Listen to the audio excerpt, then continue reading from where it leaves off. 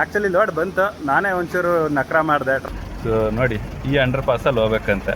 ನಾನು ಮಾಡೋ ಕೆಲಸ ಏನು ಗೊತ್ತಾ, ಸೀದಾ ಲಾರಿ ಮೇಲೆ ಇದೆ ಸ್ಟ್ಯಾಚ್ಯೂ ಆಫ್ ಈಕ್ವಾಲಿಟಿ ಎತ್ಕೊಂಡು ನಮ್ಮ ರೆಗ್ಯುಲರ್ ಆಗಿ ಡೀಸೆಲ್ ಹಾಕ್ಸ್ಕೊಂತೇವಲ್ಲ ಅಲ್ಲಿಗೆ ಬಂದು ಫುಲ್ಚರ್ ಆದರೆ ಈ ವಾಲ್ಗೆ ಇನ್ನೊಂದು ಪಾರ್ಟ್ 3 ಬರುತ್ತೆ. ಡೀಸೆಲ್ ಇದ್ರೂ ಏರ್ ತಗೊಳೋ ಥರ ಆಗ್ತೈತೆ. ಮತ್ತು ಅದಕ್ಕೆ ಎಕ್ಸಾಕ್ಟ್ ಕಾರಣ ಏನು ಅಂತ ನನಗೆ ಚೆನ್ನಾಗಿ ಗೊತ್ತೈತೆ. ಇದು ಯಾವುದೋ ಡಿಫ್ರೆಂಟ್ ಆಗಿರೋ ರೈಲ್ವೆ ಇಂಜಿನ್ ಮಧ್ಯ ಕ್ಯಾಬಿನ್ ಐತೆ. ಡೀಸೆಲ್ ಫಿಲ್ಟರ್ ಇರೋ ಕಡೆ ಏರ್ ಫಿಲ್ಟರ್ ಇಲ್ಲ, ಏರ್ ಫಿಲ್ಟರ್ ಇರೋ ಕಡೆ ಡೀಸೆಲ್ ಫಿಲ್ಟರ್ ಇಲ್ಲ, ಇವೆರಡೇ ಇರೋ ಕಡೆ ಮೆಕ್ಯಾನಿಕೇ ಇಲ್ಲ. ನಾನು ಆಕ್ಸಿಡೆಂಟ್ ಆಗಿರೋನು ಬದುಕಿದ್ರೆ ಸಾಕು ಅನ್ಸುತ್ತೆ. ಇದೊಂದು ಇದ್ದಿದ್ರೆ ನಾನೇ ರೆಡಿ ಮಾಡ್ಕೊತಿದ್ದೆ. ಓಕೆ ಅಕ್ಕ, ಓಕೆ ಓಕೆ. ಆ ಸಿಟ್ಟಲ್ಲೇ ಫುಲ್ಲು ವೆಯ್ಟ್ ಮಾಡಿ ಇನ್ನೇನು ಲೋಡ್ ಮಾಡ್ತಾರೆ ಅನ್ನೋ ಟೈಮಲ್ಲೇ ಬಿಟ್ಟೋಗ್ಬಿಟ್ಟಿದ್ದೀನಿ. ಸೊ ಈ ಬೀಚ್ ಬಂದು ಭಾರತೀಯ ನಗರ್ ಬೀಚ್ ಅಂತ. ಯಾಕೆ ಈ ಜೀವನದಲ್ಲಿ ಇವೆಲ್ಲ ಹೋರಾಡ್ಕೊಂಡು ಇದೆಲ್ಲ ಮಾಡ್ಕೊಂಡು ಇದ್ದೀವಿ ಅಂತ ನನಗೆ ಗೊತ್ತಾಯ್ತಾ ಇಲ್ಲ. ಸೊ ಈ ಥರ ಥಾಟ್ಸ್ಗಳೆಲ್ಲ ಬರ್ತೈತೆ.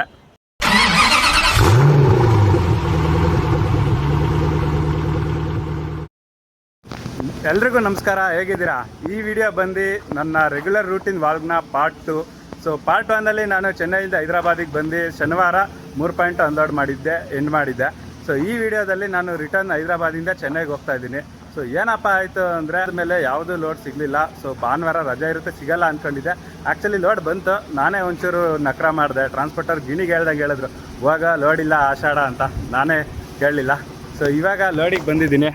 ಸೊ ಈ ಲೋಡ್ ಬಗ್ಗೆ ಕನ್ಫರ್ಮ್ ಇರಲಿಲ್ಲ ನನಗೆ, ಅದಕ್ಕೋಸ್ಕರ ಬಂದು ಲೋಡಿಂಗ್ ಸ್ಟಾರ್ಟ್ ಆದಮೇಲೆ ಮಾಡೋಣ ಇವಾಗ ಅಂತ ಸುಮ್ಮನೆ ಕೂತಿದ್ದೆ. ಸೊ ಇದೇನಪ್ಪ ಅಂದರೆ ಇವತ್ತು ಗುರುವಾರ ಬೆಳಿಗ್ಗೆ, ಸೋಮವಾರ, ಮಂಗಳವಾರ, ಬುಧವಾರ, ನಿನ್ನೆ ಬುಧವಾರ ಕನ್ಫರ್ಮ್ ಆಗಿದ್ದು. ಸೊ ಲಿಟ್ರಲಿ 3 ದಿವಸದಿಂದ ಹೈದರಾಬಾದ್ ಅನ್ನೋ ಸಿಟಿಯಲ್ಲೇ ಹಾಲ್ಟ್ ಹಾಕ್ಕೊಂಡು ಕೂತಿದ್ದೀನಿ.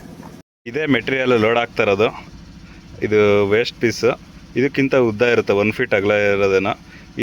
ಮೆಟೀರಿಯಲ್ಗಳು ಸೆಲೋ ಟೇಪ್ಗಳು ಒಳಗಡೆ ಕೋರ್ ಹತ್ತ ಇರ್ತೈತಲ್ಲ, ಕಾರ್ಡ್ಬೋರ್ಡ್ ಥರ ಗಟ್ಟಿದು, ಆ ಥರದ ಮೆಟೀರಿಯಲ್ಲು. ಆದರೆ ಇದನ್ನು ಪ್ಲಾಸ್ಟಿಕ್ಕಿಂದು ಪ್ಯಾಕಿಂಗ್ ಯೂಸ್ ಮಾಡ್ತಾರಲ್ಲ, ಅದನ್ನು ಸುತ್ತಕ್ಕೆ ಬಳಸ್ತಾರೆ.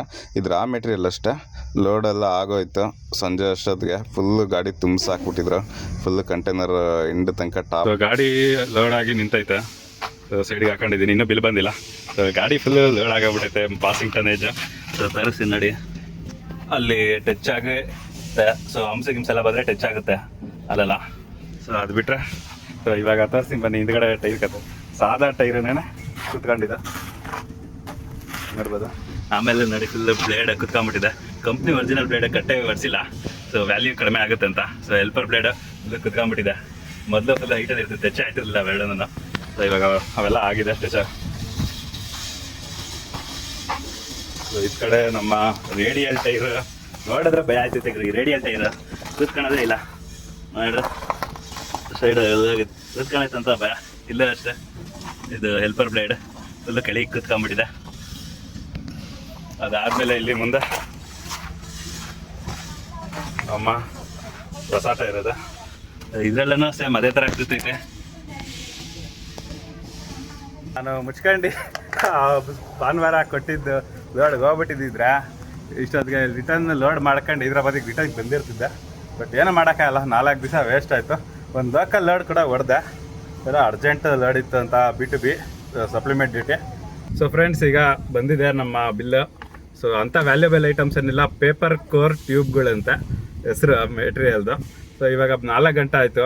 ಮಧ್ಯಾಹ್ನನೇ ಬಂದಿದ್ರೆ ಹೋಗಿ ಊಟ ಮಾಡ್ಕೊಂಡು ಹೋಗೋದಾಯಿತು. 4 ಗಂಟೆಗೆ ಏನು ತೆಗ್ದಿರ್ತೈತೆ ಗೊತ್ತಿಲ್ಲ. ಫಸ್ಟಾಗಿ ಊಟ ಮಾಡಬೇಕು. ಮೋರ್ ದೆನ್ 24 hours 30 hours ಆಗೋಗ್ಬಿಟ್ಟಿದೆ ನಾನು ಊಟ ಮಾಡಿ. ಇವಾಗ ಹೋಗಿ ಫಸ್ಟ್ ಊಟ ಮಾಡಿ ಆಮೇಲೆ ಮಿಕ್ಕಿದೆಲ್ಲ ಯೋಚನೆ ಮಾಡೋದು. ಸೊ ಇವಾಗ ಇಲ್ಲಿಂದ ಹೋಗೋಣ ಬನ್ನಿ.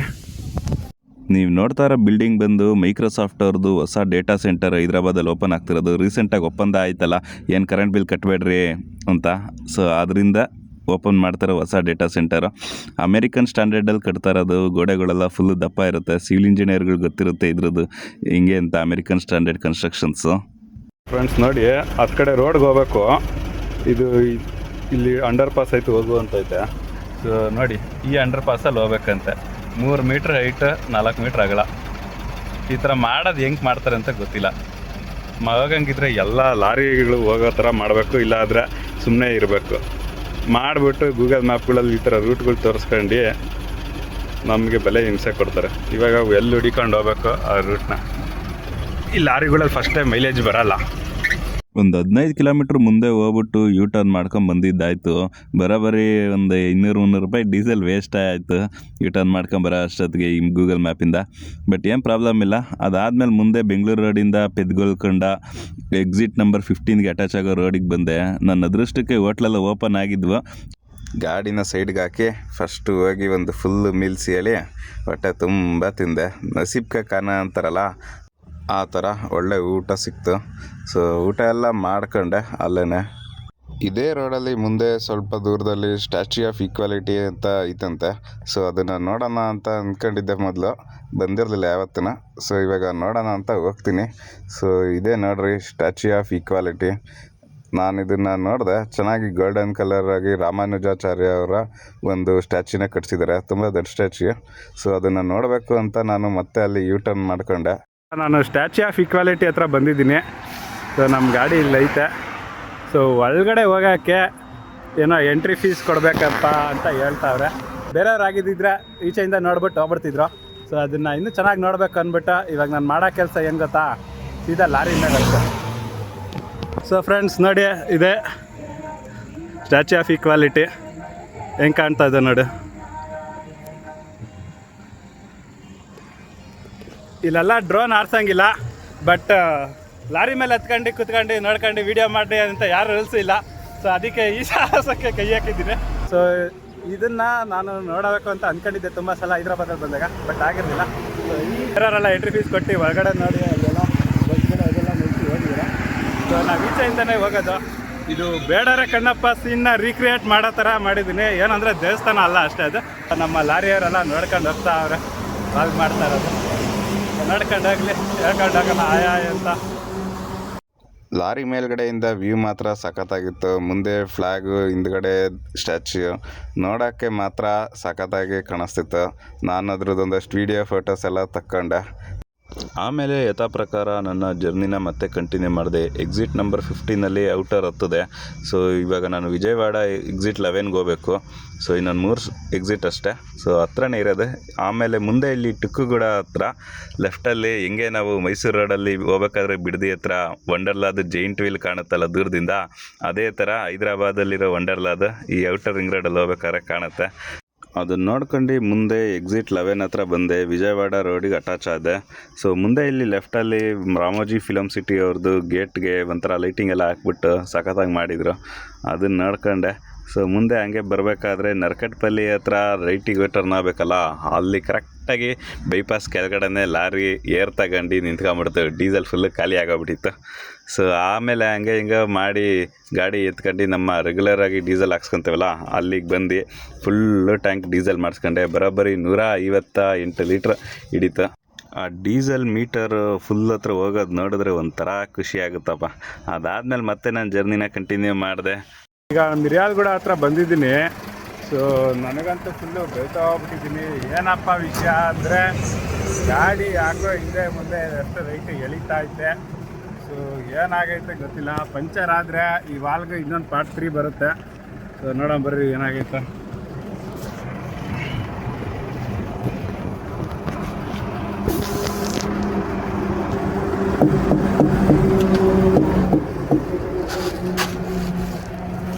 ಟೆನ್ಷನ್ ಆಗ್ತಾ ಇಲ್ಲ.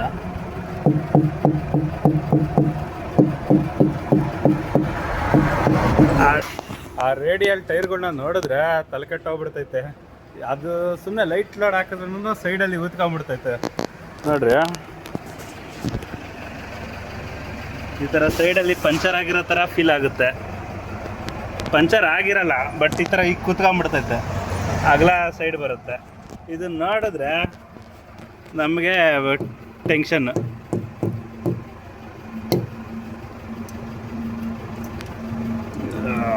ಅದಕ್ಕೆ ಹೆಚ್ಚೇನು ಆಗ್ತಾ ಇಲ್ಲ. ಈ ರೇಡಿಯಲ್ ಟೈರ್ಗಳೇ ಹಂಗೆ ನೋಡಿದ ತಕ್ಷಣ ಪಂಚರ್ ಆಗಿ ಎರಾಬಿರಿ ಟನ್ನೇಜ್ ಹಾಕಿದ್ದೀನಿ ಅನ್ಸುತ್ತೈತೆ. ತಲೆಕೆಟ್ಟೋಗುತ್ತೆ. ಮುಂದೇದೇನು ಆಗಿಲ್ಲ. ಮುಂದೇದಾಗಿದ್ರೆ ನಾನು ಇಲ್ಲಿ ಇರ್ತಿರಲಿಲ್ಲ. ಅದಾದಮೇಲೆ ಖಾಲಿ ರೋಡ್ ಇತ್ತು, ನೈಟು ಯಾವುದೇ ವೆಹಿಕಲ್ ಇರಲಿಲ್ಲ. ಸೊ ನಾನ್ ಸ್ಟಾಪ್ ಮಿರಿಯಾಲ್ಗೂಡ ಎಲ್ಲ ಕ್ರಾಸ್ ಮಾಡ್ಕೊಂಡೆ ಸೀದಾ ಬಾರ್ಡ್ರ್ ಹತ್ರ ಬಂದೆ. ಕೃಷ್ಣಾ ನದಿ ಬ್ರಿಡ್ಜೆಲ್ಲ ಕ್ರಾಸ್ ಮಾಡಾದ್ಮೇಲೆ ಆಂಧ್ರಾಗೆ ಎಂಟ್ರಿ ಆದೆ. ಸೊ ಅಲ್ಲಿ ಮುಂದೆ ಟೋಲ್ ಹತ್ರ ತುಂಬ ಗಾಡಿಗಳು ಹಾಕೊಂಡು ಮಲ್ಕೊಂಡಿದ್ರು. ಬಟ್ ನನಗೆ ನಿದ್ದೆ ಅಂತ ಬರ್ತಿರ್ಲಿಲ್ಲ. ಸೊ ನಾನು ನಾನ್ ಸ್ಟಾಪ್ ಬಂದೇ ಬಿಟ್ಟೆ ಮೇದರ ಮೆಟ್ಲಾಗೆ. ಸೊ NH16 ಅಟ್ಯಾಚ್ ಆಯಿತು. ಇಲ್ಲಿ ನೋಡಿದೆ ಪೊಲೀಸರು ರಾತ್ರಿ 1-2 ಗಂಟೆಗೂ ಡ್ಯೂಟಿ ಮಾಡ್ತಾವ್ರೆ.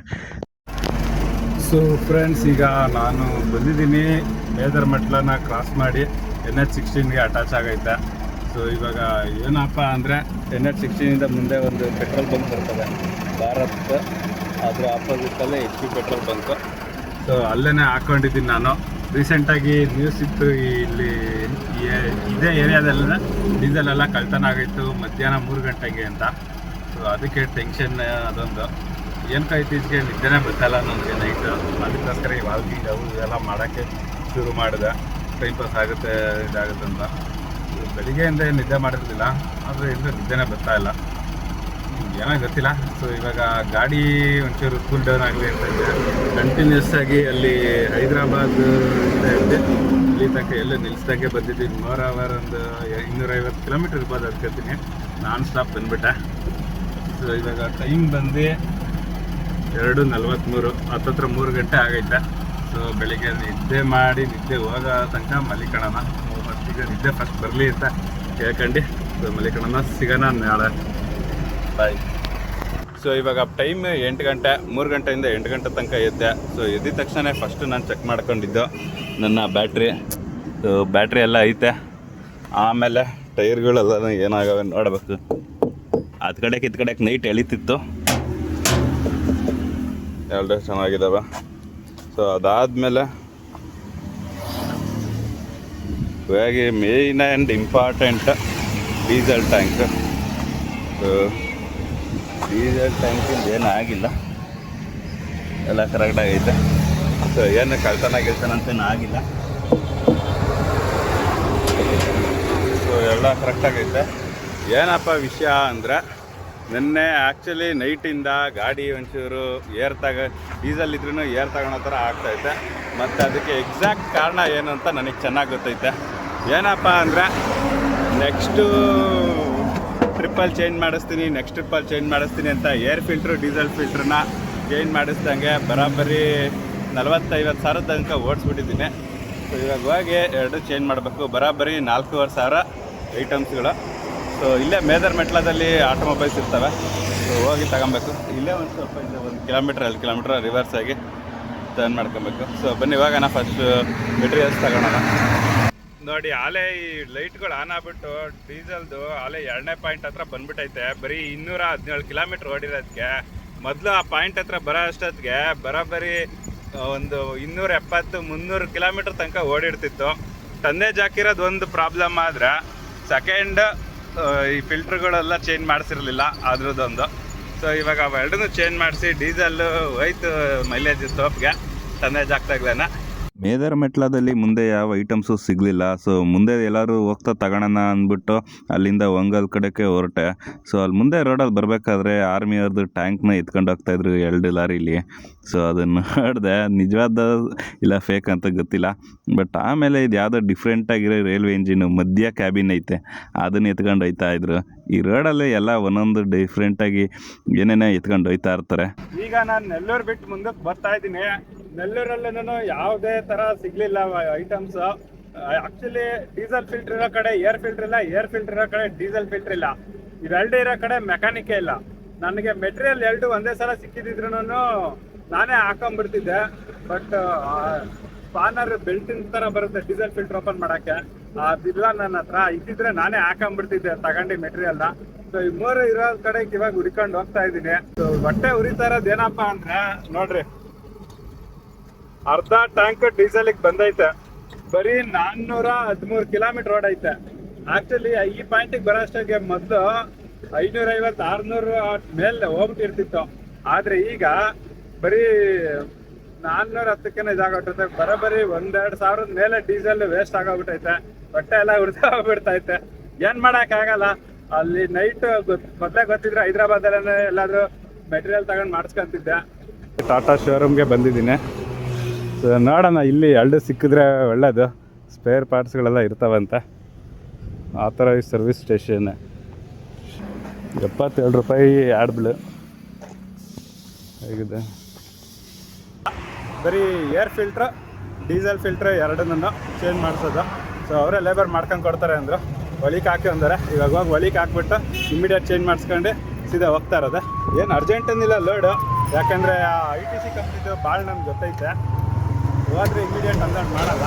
ಸೊ ಕ್ಲೀನಾಗಿ ರೆಡಿ ಮಾಡಿಸ್ಕೊಂಡೆ ಹೋಗೋಣ ಅಂತ ಇದ್ದೀನಿ. ಸೊ ಬನ್ನಿ ಹೋಗೋಣ.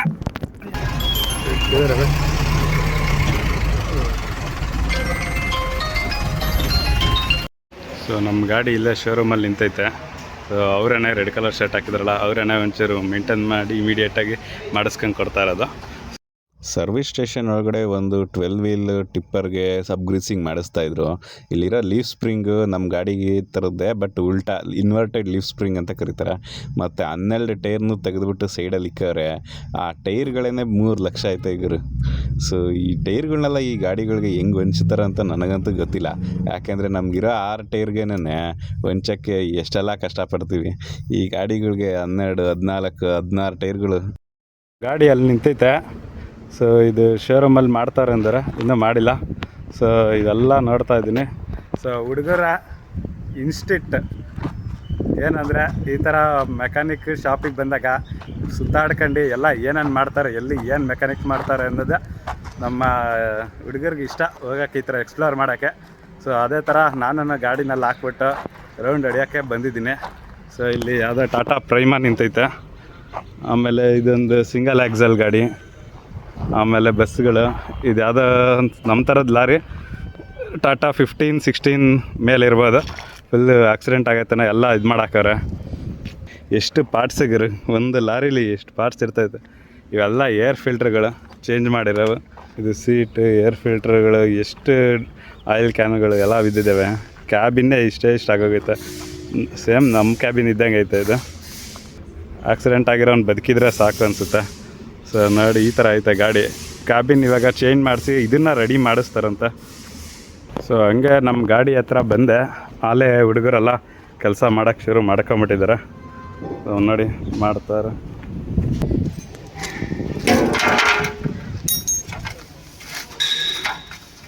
ಏರ್ ಫಿಲ್ಟ್ರ್ ಅದು ಚಿಕ್ಕ ಪ್ರೀ ಫಿಲ್ಟರ್ ಡೀಸೆಲ್ದು. ಇದು ಡೀಸೆಲ್ ಫಿಲ್ಟ್ರ್ ಮೇನ್. ಇದು ಕಾಸ್ಟ್ಲಿ ಇರೋದು. ಅಲ್ಲಿರೋದೆಲ್ಲ ನೀರು ಎಲ್ಲ ಡೀಸೆಲ್. ಸೊ ಫುಲ್ಲು ಬ್ಲ್ಯಾಕ್ ಆಗೋಗ್ಬಿಟ್ಟಿದೆ ಡೀಸೆಲ್ ಫಿಲ್ಟ್ರ್. ಸೊ ಇಲ್ಲಿ ಏರ್ ಫಿಲ್ಟ್ರ್ ಚೇಂಜ್ ಮಾಡ್ತಾರೆ, ಅಲ್ಲಿ ಡೀಸೆಲ್ ಫಿಲ್ಟ್ರ್ ಚೇಂಜ್ ಮಾಡ್ತಾವ್ರೆ. ನಾನು ಕುತ್ಕೊಂಡು ನೋಡ್ತಾ ಇದ್ದೀನಿ. ಏರ್ ಫಿಲ್ಟ್ರ್ ಆಲೇ 50-60 ಮೇಲೆ ಓಡೈತೆ, ಚೇಂಜ್ ಮಾಡ್ತಿರ್ಲಿಲ್ಲ. ಸೊ ಇದೇ ಥರ ಮಾಡ್ಕೊಂಡೋದ್ರೆ ಲಾರಿ ಏನು ಬೇಜಾರು ಮಾಡ್ಕೊಳಲ್ಲ, ಬಟ್ ರೋಡಲ್ಲಿ ನಿಂತ್ಕೊಂತೈತೆ. ಸೊ ಇದು ನಮ್ಮ ಡೀಸೆಲ್ ಏರ್ ಫಿಲ್ಟರು.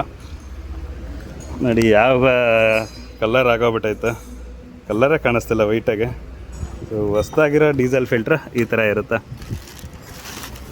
ನೋಡಿ, ಫುಲ್ ವೈಟಾಗಿ ಕಾಣುತ್ತೆ. ಅದಕ್ಕೆ ಇದಕ್ಕೆ ಪಕ್ಕದಲ್ಲಿ ಇಕ್ಕಿದ್ರೆ ಡಿಫ್ರೆನ್ಸ್ ಗೊತ್ತಾಗುತ್ತೆ ಯಾವ ಥರ ಮೇಂಟೈನ್ ಮಾಡಿದ್ದೀನಿ ಲಾರಿನ ಅಂತ. ಸೊ ಏನು ಟೆನ್ಷನ್ ಇಲ್ಲ.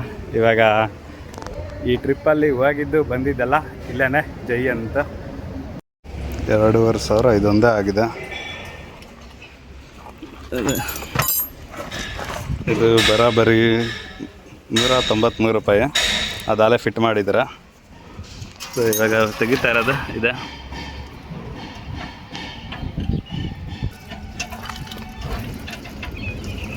ಪ್ರೆಸ್ ಮಾಡಿದ್ರೆ ಬರಾಬರಿ ಬರೋ ಥರ ಐತೆ.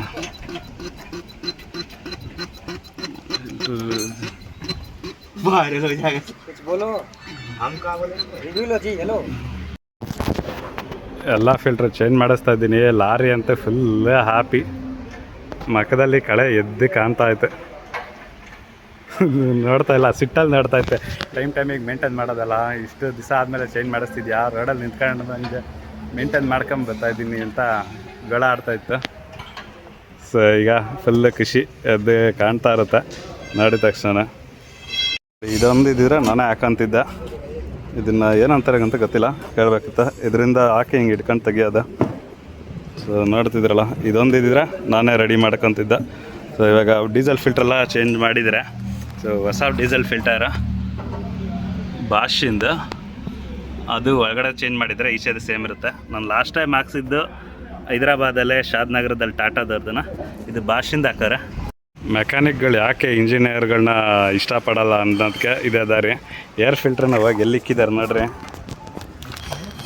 ಸೊ ಇದು ಏರ್ ಫಿಲ್ಟ್ರ್ ರೆಗ್ಯುಲರಾಗಿ ಚೇಂಜ್ ಮಾಡಬೇಕು, ಅದನ್ನು ಹೋಗಿ ಅಲ್ಲಿಕ್ಕಿದ್ದಾರೆ. ಈ ಥರ ಸರ್ಕಸ್ ಮಾಡಿ ಚೇಂಜ್ ಮಾಡಬೇಕು. ಭಯ इंजीनियर तो पागल है, वहाँ पर रखा है एयर फिल्टर का चेंज करने का.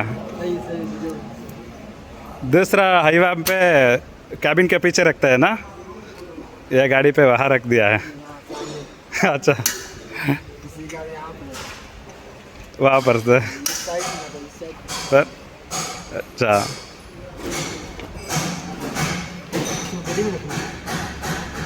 ये आप ही रख लो,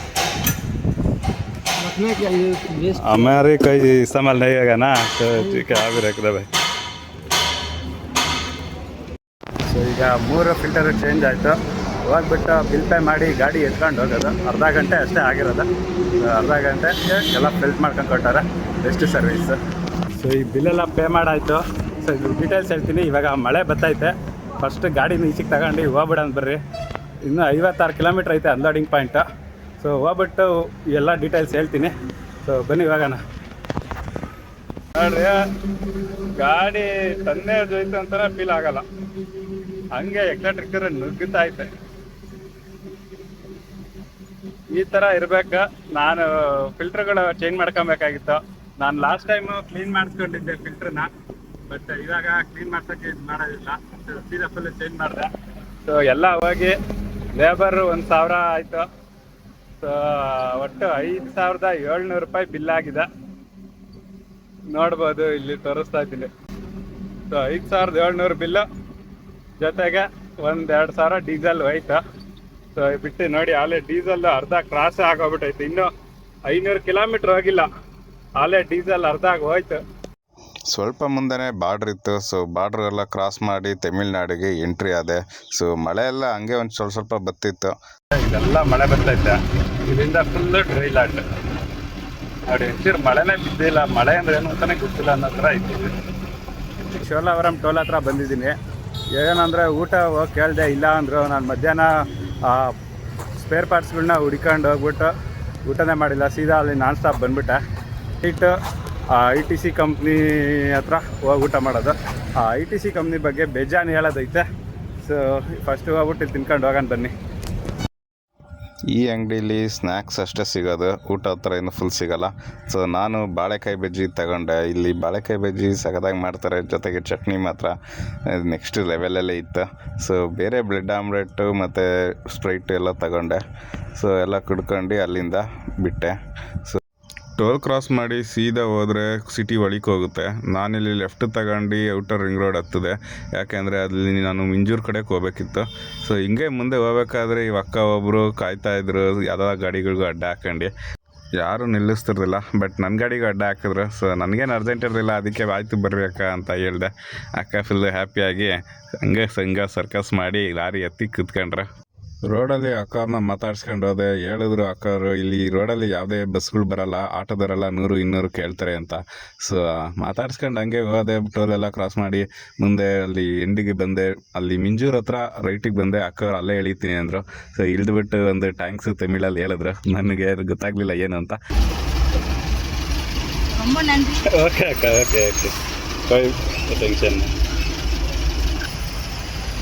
ಸೊ ಇದೆಲ್ಲ ಪೋರ್ಟಿಂದ ಬರ್ತಾ ಇರೋದು ಗಾಡಿಗಳು. ಪೋರ್ಟಿಂದ ಕೊಯ್ಲಾ ಪವರ್ ಪ್ಲ್ಯಾಂಟ್ಗೆ ಅವಾಗ ಇದೆಲ್ಲ ತಗೊಂಬರ್ತಾವ್ರೆ. ಸ್ವಲ್ಪ ಟ್ರಾಫಿಕ್ ಇತ್ತು, ಆದರೆ ಇದೇ ಬೆಟರ್. ಬೇರೆ ಟೈಮಲ್ಲಂತೂ ಗಂಟೆಗಟ್ಟಲೆ ನಿಂತ್ಕೊಂಡ್ಬಿಡ್ತೈತೆ. ಸೊ 10 ಕಡೆ ರೋಡ್ ಬರ್ತಿದ್ದಾರಲ್ಲ, ಸೊ ಅಲ್ಲಿಗೆ ನಾನು ಟರ್ನ್ ಮಾಡ್ಕೊಂಡು ಸರ್ವಿಸ್ ರೋಡಿಗೆ ಹೋಗ್ಬೇಕು. ಸೊ ಅಲ್ಲಿಂದ ಮುಂದೆ ಹೋಗಿದ ತಕ್ಷಣ ಆಟೋದವ್ರದ್ದು ಒಂದು ಕಾರಣ ಆಗಿರು. ಸೊ ಆಟೋದವ್ರು ಎಲ್ಲೇ ಹೋದ್ರು ಸೇಮ್, ಏನೂ ಮಾಡೋಕ್ಕಾಗಲ್ಲ.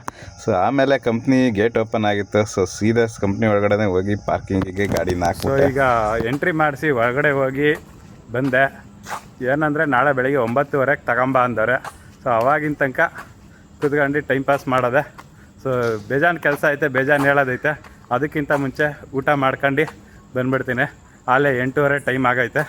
ಏನಕ್ಕೆ ಇದ್ರ ಈ ಕಂಪ್ನಿ ಜೊತೆ ನನ್ನ ಹಿಸ್ಟ್ರಿ ಎಲ್ಲ ಹೇಳ್ತೀನಿ. ನಿಮ್ಗೆ ಈ ಕಂಪ್ನಿ ಬಗ್ಗೆ ಹೇಳ್ಬೇಕು ಅಂತ ಇದ್ನಲ್ಲ, ನೋಡಿ ಇದು ವಿಮ್ಕೋ ನಗರ್ ಡಿಪೋ. ಇದು ಚೆನ್ನೈ ಮೆಟ್ರೋನ ಬ್ಲೂ ಲೈನ್ನ ಸ್ಟಾರ್ಟಿಂಗ್ ಪಾಯಿಂಟು.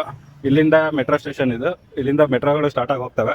ಸೊ ಅದ್ರ ಆಪೋಸಿಟಲ್ಲೇ ಈ ರೋಡ್ ಇದೆಯಲ್ಲ ಚಿಕ್ಕದಾಗೆ, ಈ ರೋಡಲ್ಲೇ ನಮ್ಮ ITC ಕಂಪ್ನಿದು ಎಂಟ್ರೆನ್ಸ್ ಇರೋದು. ಸೊ ಈ ರೋಡಲ್ಲಿ ಆವಾಗಲೇ ಎಂಟ್ರಿ ಆಗಿ ಹೋದೆ. ಇಮಿಡಿಯೇಟ್ ಓಪನ್ ಇತ್ತು, ತುಂಬ ಗಾಡಿಗಳಿದ್ವು ಅಂತ ಓಪನ್ ಮಾಡಿದ್ರು. ಸೊ ಇರೋದು ಇದೊಂದೇ ಎಂಟ್ರೆನ್ಸು. ಇನ್ನೊಂದು ಚಿಕ್ಕ ಎಂಟ್ರೆನ್ಸ್ ಐತೆ, ಅದು ಓಪನ್ ಆಗಿರಲ್ಲ, ಎನಿ ಟೈಮ್ ಕ್ಲೋಸ್ ಮಾಡ್ಕೊಂಡಿರ್ತಾರೆ. ಸೊ ಇವಾಗ ಏನಪ್ಪ ಅಂದರೆ, ಇವಾಗ ಏನಾದರೂ ಸಡನ್ ಆಗಿ ಅರ್ಜೆಂಟ್ ಮೆಟೀರಿಯಲ್ ಐತೆ, ಒಳಗೆ ಹೋಗ್ಬಿಟ್ಟು ಅನ್ಲೋಡ್ ಮಾಡ್ಬೇಕಂತ ಅಂದ್ರೂ ನಾನು ಆಗಲ್ಲ.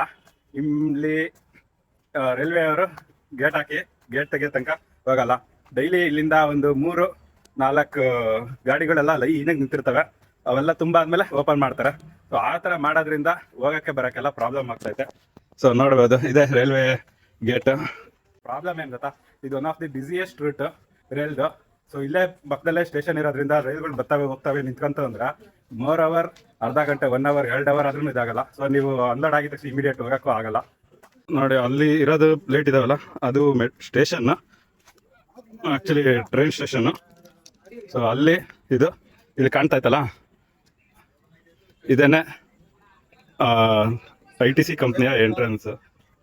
ಸೊ ಈ ಕಂಪ್ನಿದು ನಂದು ಏನಪ್ಪ ರಿಲೇಷನ್ ಅಂತ ಹೇಳ್ಬೇಕು ಅಂತ ಇದ್ನಲ್ಲ, ಏನಂದರೆ ನಾನು ಇದು ಕಂಪ್ನಿ ಬೇಜಾನ್ ಸಲ ಲೋಡಿಗೆ ಬಂದಿದ್ದೀನಿ, ಅನ್ಲೋಡಿಗೂ ಬಂದಿದ್ದೀನಿ.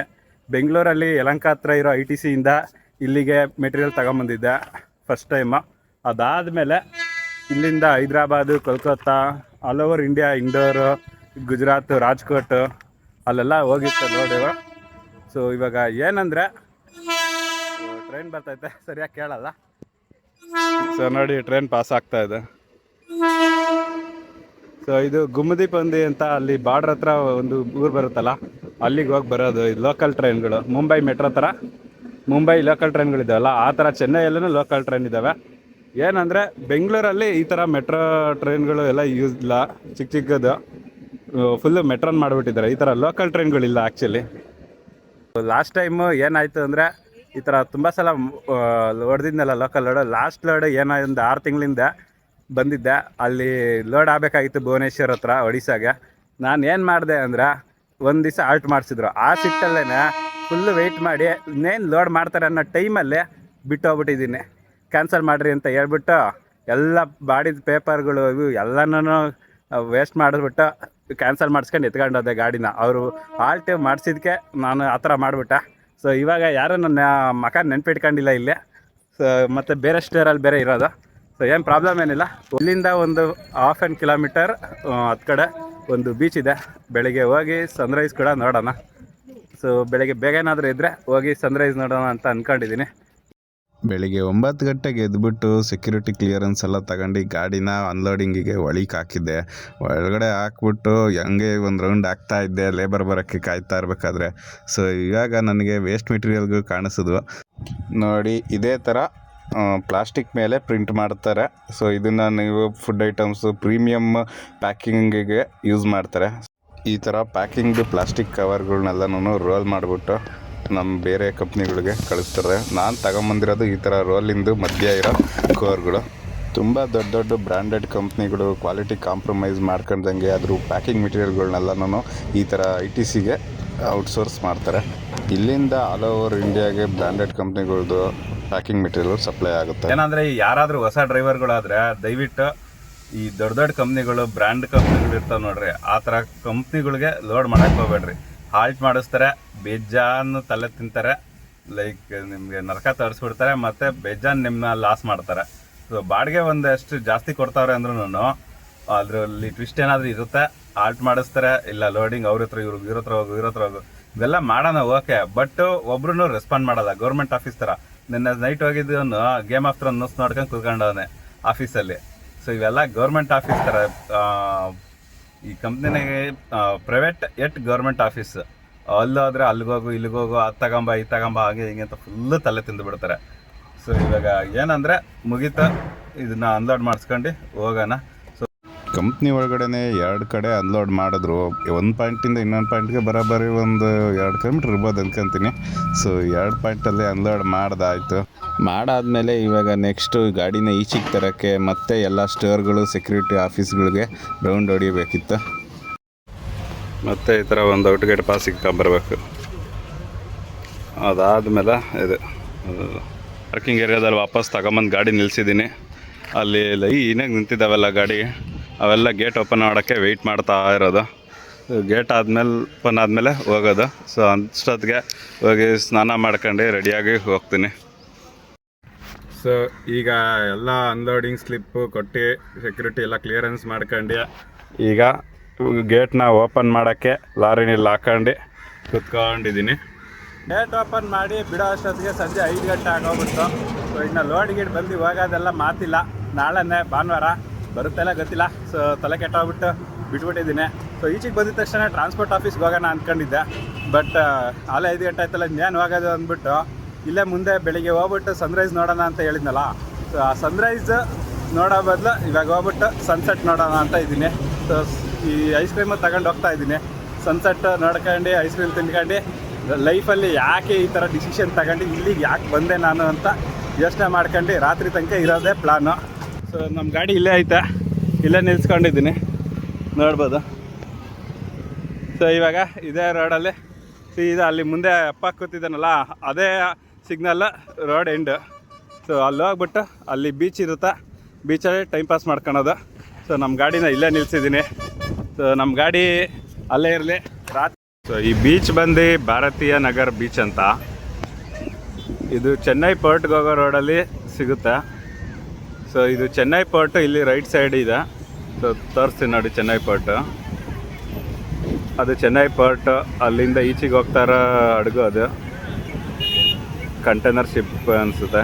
ಸೊ ಆ ಬಂಡೆ ಮೇಲೆ ಕೂತ್ಕೊಂಡು ಬೀಚಿನ ವೀಡಿಯೋ ಮಾಡಬೇಕಾದ್ರೆ ಸೀದಾ ಪೊಲೀಸರು, ಅಲ್ಲಿ ಟ್ರಾಫಿಕ್ ಪೊಲೀಸರು ಬಂದು ನನಗೆ ಕೇಳಿದ್ರು, ಏನಪ್ಪ ಯಾರಾಬಿರಿ ವೀಡಿಯೋ ಮಾಡ್ತಾ ಇದೆಯಾ ಅಂತ. ಹೇಳ್ದೆ ನಾನು ಬೆಂಗಳೂರಿಂದ ಬಂದಿರೋದು, ಇನ್ಸ್ಟಾಗ್ರಾಮಲ್ಲಿ ಯೂಟ್ಯೂಬಲ್ಲಿ ವೀಡಿಯೋಸ್ ಮಾಡ್ತೀನಿ ವಾಲ್ಗರ್ ಅಂತ. ಅವರು ಫುಲ್ಲು ಹ್ಯಾಪಿ ಆಗೋಗ್ಬಿಟ್ರು. ನಾನು ಇದೇ ಫಸ್ಟ್ ಟೈಮ್ ಈ ಥರ ಪೊಲೀಸರು ಬಂದು ನನ್ನ ಕೇಳಿ ಇದು ಮಾಡಿರೋದು. ಸೊ ಹೊಸ ಎಕ್ಸ್ಪೀರಿಯೆನ್ಸ್ ಆಯ್ತೈತೆ. ಈ ಬೀಚಲ್ಲಿ ಬಂದು ಬೇಜಾನ್ ವೀಡಿಯೋ ಮಾಡೋಣ, ಬೇಜಾನು ಕವಿತೆಗಳು ಹೇಳೋಣ ಅಂತ ಅಂದ್ಕೊಂಡಿದ್ದೆ. ಆದರೆ ಈಗ ಬಂದಾಗಿ ಈ ಬ್ಯೂಟಿ ನೋಡಾದ್ಮೇಲಂತೂ ಮೈಂಡ್ ಫುಲ್ಲು ಬ್ಲ್ಯಾಂಕ್ ಆಗೋಗ್ಬಿಟ್ಟಿದೆ. ಸೊ ಇಲ್ಲಿ ಎಲ್ಲರೂ ಅವರ ಫ್ರೆಂಡ್ಸು ಫ್ಯಾಮಿಲಿ ಜೊತೆ ಬಂದು ವೆಯ್ಟ್ ಮಾಡ್ಕೊಂಡು ಎಂಜಾಯ್ ಮಾಡ್ತಾಯಿದ್ರೆ ನಾನಿಲ್ಲಿ ಒಬ್ಬನೇ ದೇವ್ರ ಥರ ಬಂದು ಕೂತಿರೋದು. ಏನೂ ಮಾಡೋಕ್ಕಾಗಲ್ಲ, ಮುಂದೆ ಯಾವಾಗಾದರೂ ಫ್ಯೂಚರಲ್ಲಿ ಚೇಂಜ್ ಆಗ್ಬೋದು ಈ ಸಿಚುವೇಶನ್ನ. Well, I hope so. ಇವಾಗ ನನಗೆ ಆಗ್ತಿರೋ ಫೀಲಿಂಗು ಲಿಟ್ರಲಿ ವಿಡಿಯೋದಲ್ಲಿ ಎಕ್ಸ್ಪ್ಲೇನ್ ಮಾಡೋಕ್ಕಾಗಲ್ಲ. ಯಾಕೆಂದರೆ ಈ ವಿಶಾಲ ಸಮುದ್ರ ನೋಡಿದ್ರೆ ನನಗೆ ಲಿಟ್ರಲಿ ನಾವೆಲ್ಲ ಇದ್ರ ಮುಂದೆ ಏನಂದ್ರೆ ಏನೂ ಇಲ್ಲ, ನಶ್ವರ. ಯಾಕೆ ಈ ಜೀವನದಲ್ಲಿ ಇವೆಲ್ಲ ಹೋರಾಡ್ಕೊಂಡು ಇದೆಲ್ಲ ಮಾಡ್ಕೊಂಡಿದ್ದೀವಿ ಅಂತ ನನಗೆ ಗೊತ್ತಾಯ್ತಾ ಇಲ್ಲ. ಸೊ ಈ ಥರ ಥಾಟ್ಸ್ಗಳೆಲ್ಲ ಬರ್ತೈತೆ. ಸೊ ವಿಡಿಯೋ ಮಾಡೋ ಮೂಡಲ್ಲಂತೂ ನಾನಿಲ್ಲ.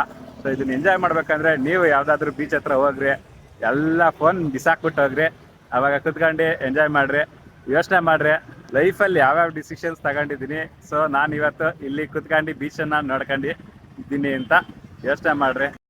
ನಾನಂತೂ ರಾತ್ರಿ 9-10 ಗಂಟೆ ತನಕ ಅಲ್ಲೇ ಬೀಚಲ್ಲೇ ಮಲ್ಕೊಂಡು ಒದ್ದಾಡಿದೆ. ಸೊ ಫೈನಲಿ ದಿನವೂ ಮುಗೀತು, ಟ್ರಿಪ್ಪು ಮುಗೀತು. ಸೊ ಹಂಗೆ ಈ ವಿಡಿಯೋನೂ ಮುಗಿಸೋ ಟೈಮ್ ಬಂತು. ಈ ವಿಡಿಯೋ ಇಷ್ಟ ಆಗಿದ್ರೆ ಲೈಕು, ಶೇರು, ಫಾಲೋ, ಸಬ್ಸ್ಕ್ರೈಬ್ ಮಾಡಿ ಮತ್ತು ಸಪೋರ್ಟ್ ಮಾಡಿ ಅಂತ ಕೇಳ್ತಾ ಸಿಗೋಣ ನೆಕ್ಸ್ಟ್ ವಿಡಿಯೋದಲ್ಲಿ.